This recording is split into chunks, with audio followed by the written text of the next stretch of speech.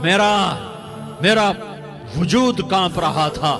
یہاں میری ماں مری، میں 45 سال کا تھا، لیکن میں صدمہ نہیں بھول پایا. اور میرے نبی کی عمر تو صرف 6 سال، اور ماں کو اٹیک ہوا اور ماں گری ہیں اور تڑپی ہیں اور پہلو بدلے اور بولا نہیں جاتا. اور اللہ کے نبی اماں اماں کہتے ہیں، آگے جواب نہیں آتا ہے، ماتھے پہ پسینہ ہے. اور مجھے ہارٹ اٹیک ہوا، اس لیے میں کہتا ہوں کہ ہارٹ اٹیک ہوا ہوگا حضرت آمنہ کو، کسی کتاب میں نہیں پڑھا. جو کیفیت ان پر آئی اس سے میں قیاس کرتا ہوں کہ ہارٹ اٹیک ہوا ہوگا حضرت آمنہ کو.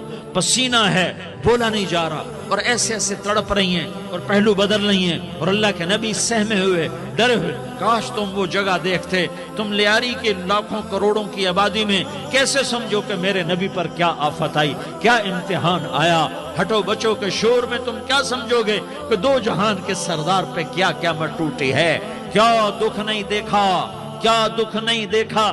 ارے دکھی بن کے مر جاؤ، تمہیں جنت کی بشارت ہو، تمہیں کامیابیاں مبارک ہو. ظالم بن کے نہ مرنا، ظالم بن کے نہ مرنا، ورنہ موت کا ایک درد تمہیں ہر کچھ بھلا دے گا. موت کا ایک جھٹکا سب کچھ بھلا دے گا. قبر کے اندھیر کوٹھڑی سب کچھ بھلا کے رکھ دے گی. پھر میرے نبی کہتے اماں اماں، جواب نہ آیا. پھر ماں نے ہمت کو جمع کیا اور چند بول بولے، بیٹا کل حی میت وکل جدید بال وانی ولدت طہرا. یہ میرے نبی کی ماں کے الفاظ تھے. بیٹا ہر جوانی نے ڈھلنا ہے اور ہر زندہ نے مرنا ہے. مجھے لگتا ہے میرا وقت پورا ہو چکا ہے، لیکن میں نے ایک بچے کو جنم دیا ہے جو ساری کائنات کو پاک کر دے گا، روشن کر دے گا. اور جان نکل گئی. اور میرا نبی ماں کے سینے پہ سر رکھے رویا ہے اور کوئی آنسو پوچھنے والا نہیں ہے. ایک نوکرانی ام ایمن ہے، وہ کہاں تسلیاں دیتی. کچھ لوگوں نے آ کے قبر بنائی. قبر بنا کے جب پہاڑ سے نیچے اترے، کوئی 40-50 فٹ کا پہاڑ ہے، تو ام ایمن نے دیکھا اللہ کے نبی غائب تھے. 6 برس کا بچہ، 6 برس کا بچہ.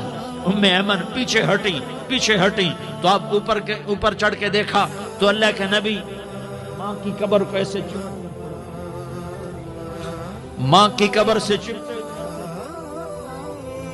اور جب ام ایمن قریب آئی تو میرا نبی کہہ رہا تھا، اماں تجھے تو خبر تھی، اے میرا تیرے سوا کوئی نہ تھا، تو مجھے چھوڑ کے کہاں چلی گئی. تم اس کے امتی ہو جس نے